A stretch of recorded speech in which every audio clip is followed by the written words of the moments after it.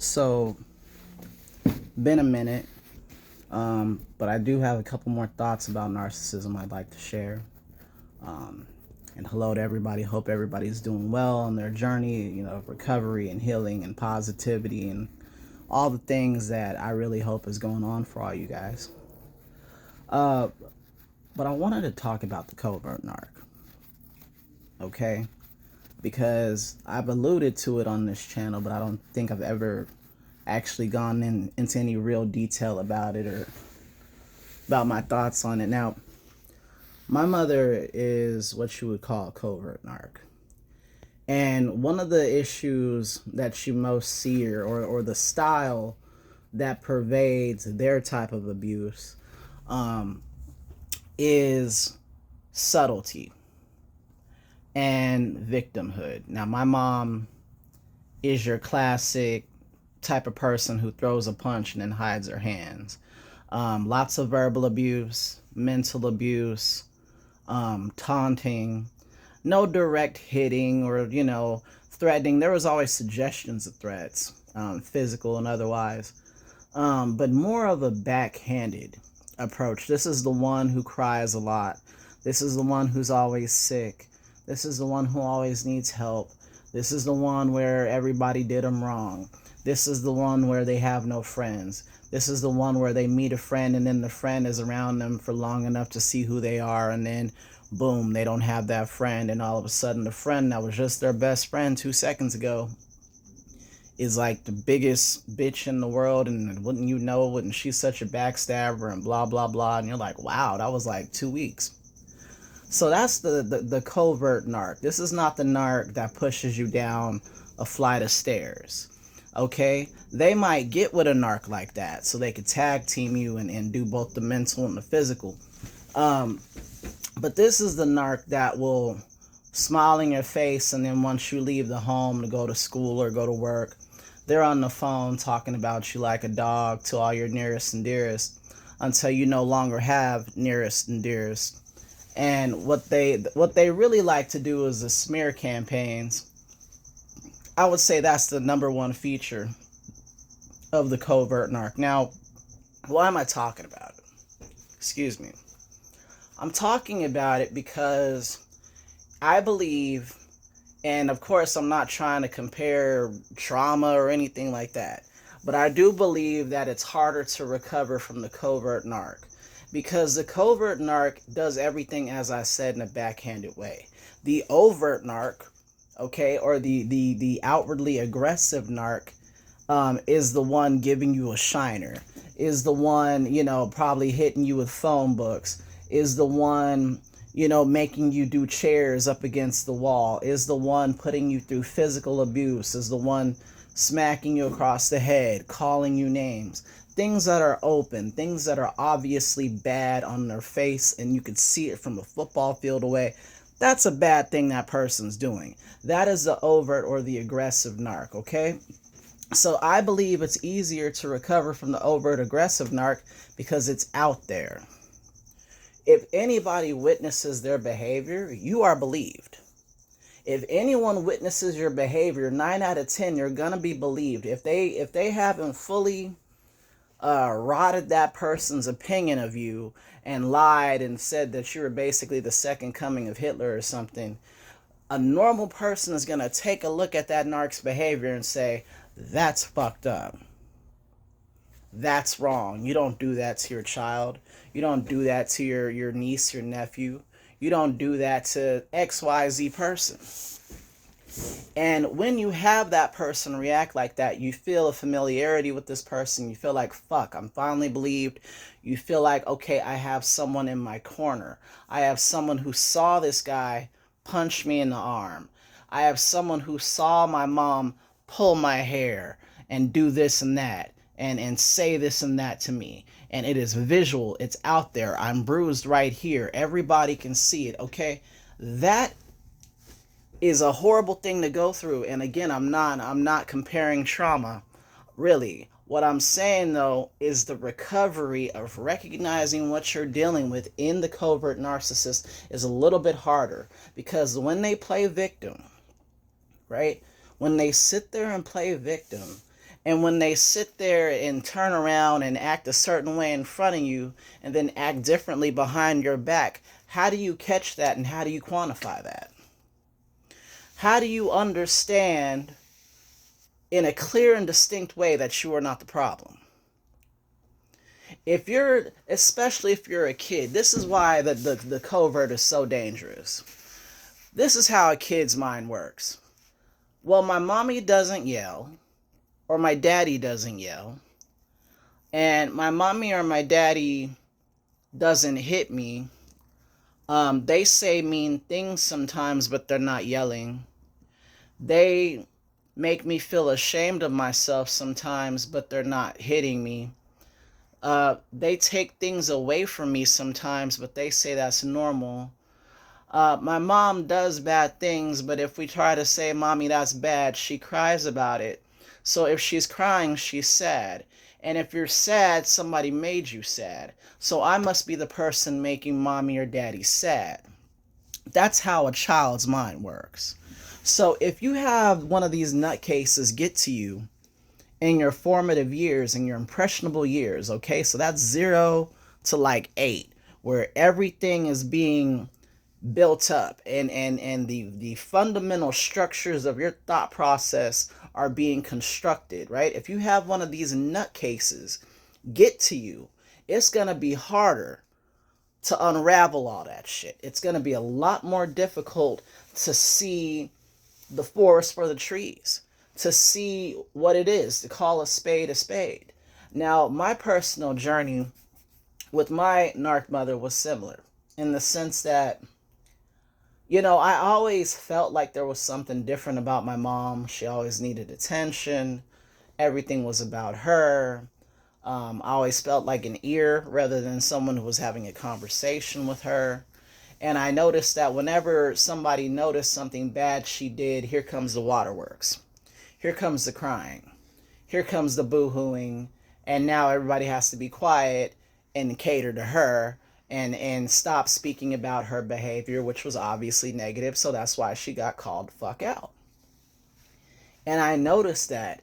But because, you watch movies like Mommy Dearest, or you watch movies like Precious, or you watch any kind of movie where these parents are kicking the ever-loving fuck out of these kids and saying and doing horrible things, and you're thinking about your experience and you're feeling, that you had a bad experience, but you're looking at that and you're like, I didn't go through any of that. Nobody threw a TV at me as I was trying to walk down the stairwell. This has never happened to me. I have never experienced that. That's fucked up. Thank God I've never experienced that, right? You're looking at this and you're like, man, am I just soft? Am I just a complainer? Am I just a problem? Or could this possibly be, something I'm not fully understanding? A covert narc will, look, it's interesting. When I talk to other people who have experienced narcissistic abuse, okay? The people who got beat up, hurt, harmed, touched inappropriately, called everything but a child of God from sunup to sundown, those are usually the ones who get out early. I'll say that. That's not always the case. I know it's not always the case. I'm speaking generalities. They get out early. They see it. They understand it. Their survival mechanism kicks in and they're like, fuck it, I'm 18. I got to get the fuck out. Graduated from high school. Cool. Let me go couch surf. Let me go stay with my friend who's got a cool mom who'll probably let me stay in the back house or sleep in the van or whatever the case may be. Let me get the fuck out of here because I can't take any more of these knuckle sandwiches. I can't take any more of being called all kinds of bitches and whores. I can't take any more of this because it's on its face. When you're dealing with a covert, you're dealing with not only understanding on a cellular level that you're being abused without even having the words for it, or even knowing how to articulate the words for it. You're dealing with that pressure inside, but you're also looking at a person who has done nothing but manipulate you and hustle you and pimp you to get sympathy out of you. So you are dealing with two opposing feelings. You are dealing with two opposing feelings. One feeling is your body never lies to you. Your body knows when you're being abused. Take that to the bank. Write that down and underline it fucking 3 times. Your body always knows when you're being abused. So always check when you have feelings about certain people, because your body knows when you're being abused. Sometimes we can trip and play victim and forget our parts and our contributions to negative situations. But 9 out of 10, 99.9 out of 100, if your body is feeling something, something is up. Something is the fuck up. So when you're dealing with the covert, you're dealing with the pressure of your body knowing it's being abused. Because remember, your brain is a part of your body. What affects your brain will surely affect your body. You will have all kinds of autoimmune issues. You will have all kinds of stress issues. You will feel your heart flutter. I used to always walk around feeling my heart dancing and fluttering around, wondering why. Because I was in perfect health. I had been an athlete. I've always been in decent shape, you know. But my heart would flutter like a butterfly, and I was like, "What the fuck? What's going on? What? I don't understand this, you know. I don't party. I don't do drugs. Why is my heart always fluttering like this, right?" So you have that going on in your body. Your body's screaming, "This is fucked up," right? But your brain sees this sad little mama laying on the couch, and again, everybody did her wrong. And it's so sad, and it's so bad. And then on top of that, so not just those two factors, the flying monkeys, the enablers, and the golden children who all surround this narc and basically run interference for this bitch. And basically, because they're the people that have been hired on to be the enablers and the soldiers, they get treated just a little bit better than you as a scapegoat. You as a scapegoat to the covert narc are the biggest threat, because there's something about you, there's some sort of truth telling in you. There is something in you that lets them know that for all their bullshit and boo-hooing and throwing punches and hiding their hands, you know what they are. You know what they are. You know that you can expose them. Okay? Or they know that you can expose them. You don't even know that yet. But they know. They know, because evil knows what it is. Let me say that again. Evil knows what it is. They're covert narcs because they want to be evil, but they want to do it in a way where they don't get hurt. The overt aggressive narcs are the idiots who go to jail. The covert narcs are the real fucking pimps, because they do that shit in a way where they don't have to get their hands dirty. So it's going to take you a lot more time to, go through the muck of dealing with these people to realize not only is this abuse, it is deliberate. And their whole life is basically centered around, nobody can know that this abuse that I am enacting on my child, my spouse, my coworker, whatever, is deliberate. That is their life goal. Okay? So how do we untangle that, and how do we get through that, and how do we figure out, okay, this person is not as weak as they seem, and even if they are, fuck them, right? So what we have to do is stop calling them by whatever fucking title they're hiding behind. My narc was my mother, and there were other narcs in my life, but she was basically the center one. She was the queen bee, right? She was the queen bee of the hive of the other fucking narcs, okay?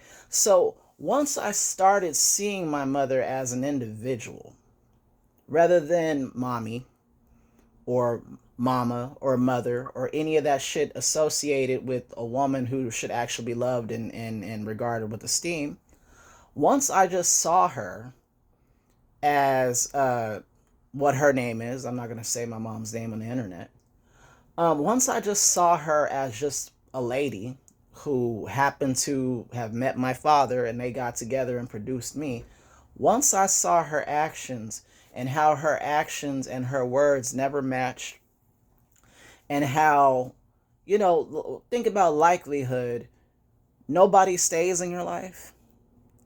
Nobody stays in your life. What's the common denominator? You. You can't keep a job. Every job you go to, everybody's jealous of you and they hate you. And they treat you bad and they've done you wrong. What's the common denominator? You. Every program or every church you attend ends up being a problem, but you're perfect, but everybody in the church and everybody in the facility is wrong. What's the common denominator? You.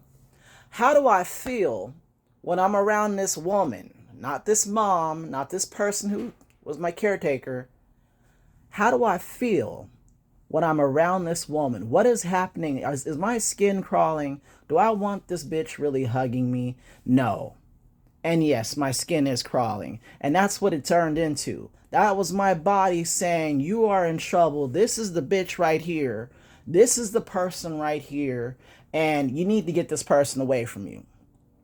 That is an evolutionary adaptation for you to get away from things that might poison you, kill you, eat you, contaminate you. That is your body saying this is a problem. And once I accepted those things and stripped her title away, I was able to see her clearly. And I was able to understand, oh, this is an actual attack. This is a soft attack in the sense of you're not charging at me with a bayonet. You're walking up slowly behind me with a knife. That's the way you attack. When my back is turned. When I think that I'm wrong because you're the parent and I'm the child and you've turned everyone against me. So you're not really attacking me. I'm the problem, right? That's what I was led to believe. Another thing you have to do, in my opinion, if you want to untangle all this shit, embrace your anger.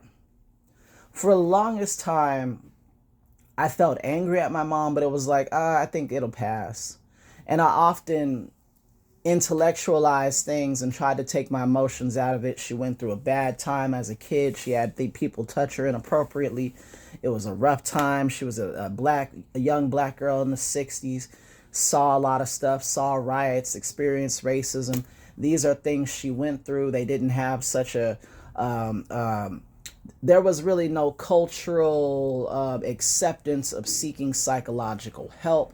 These are all the things that underpin her behavior, so I have to give her a pass. I have to understand the context in which she has lived is very different in the context or to the context in which I have lived. Okay? So I did all that. I did that thing. I played that game. But the bottom of the line is this, and I will always say this is the strongest feature of this channel. The contract was you had me. I didn't have you. I didn't ask to be here. I didn't need to be subjected to your bullshit. I could have been a stain on a mattress. You chose to bring me into fruition. You chose to do that. My mom was not captured and impregnated in a cult. Everything she did, she chose to do. So if you're going to choose to take on the momentous responsibility of birthing and rearing and nurturing and loving and establishing a life, it is on you to get help, bitch. It is on you to figure out what you want to do and how you want to do it. And if it's the wrong way, then you shouldn't do it. If it's the way of sweeping everything under the rug and rolling the dice and hopefully the kid will be okay, then you don't really need to do it. That doesn't even sound right when it comes out. Everybody should know that winging it is not the best way to approach any activity or any task. You don't wing shit, especially not a life. You don't wing it. So once I was done intellectualizing her bullshit, and once I was done giving a pass to the unpassable, I accepted the very simple fact that I had anger. It did not need to be intellectualized. It could be raw. You know why? Because if you harm me, I should be angry at you. If you steal my wallet, I should be angry at you. If you break into my car, I should be angry at you. So if you wreck my life and my thinking patterns and cause me anxiety, stress, autoimmune issues, okay, caused me to be estranged from my family, estranged from my brother. Because of all of your triangulation, guess what? I deserve the right to be mad. And furthermore, I deserve the right to look at you as a person and strip your title away, the title of mother, and ask myself, if I met this lady, or if this lady was a coworker of mine at work, would I want to deal with this person? Or would I immediately feel like, can somebody come get this bitch? That would be my response. Because she is a person that's very easy to see through. If you're an adult with limited intelligence, you can see through the game, the bullshit, the infantilization, the self-infantilization, the boo-hooing. You see through all that, the fake martyrdom, the fake Christendom, all that shit. So once you accept that the anger is real, that you don't have to intellectualize their bullshit, that you probably would not want to be friends with this person were they not your blood relative or your boyfriend, your girlfriend, whatever, okay? And that everything in your body feels gross and weird and fucking you get the creeps when you're around them. When you accept that, that is when you can properly cut any enmeshment that you have with the covert narc. That is when you can see the forest for the trees. That is when you can see through all the bullshit. That is when the water stops being murky and you see this person for who they are. And once you see that, there's no coming back. Because what you have to understand is the covert tactic is a very aggressive one. It's aggressive in the inverse. It's the knife coming at you from behind rather than in front, but it is aggressive nonetheless. And because they're cowards and because they are the weakest, they will never seek to change. Because they can't confront you, a good person. You're a good person. You're a truth teller. You're a scapegoat. That's the reason you were targeted. They can't confront you and have a conversation. So how the fuck are they going to confront themselves? Go no contact.